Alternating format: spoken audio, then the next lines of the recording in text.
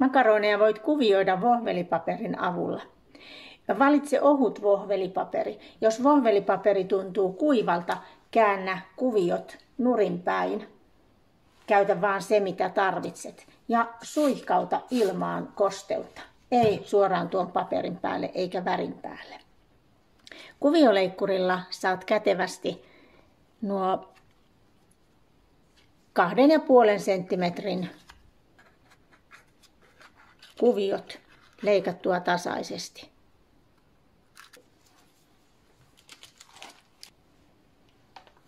Olen suihkuttanut toisiin makaroneihin helmiäistä pintaan. Nämä kuviot kostutetaan joko pikerillä tai elintarvikeliimalla ja kiinnitetään.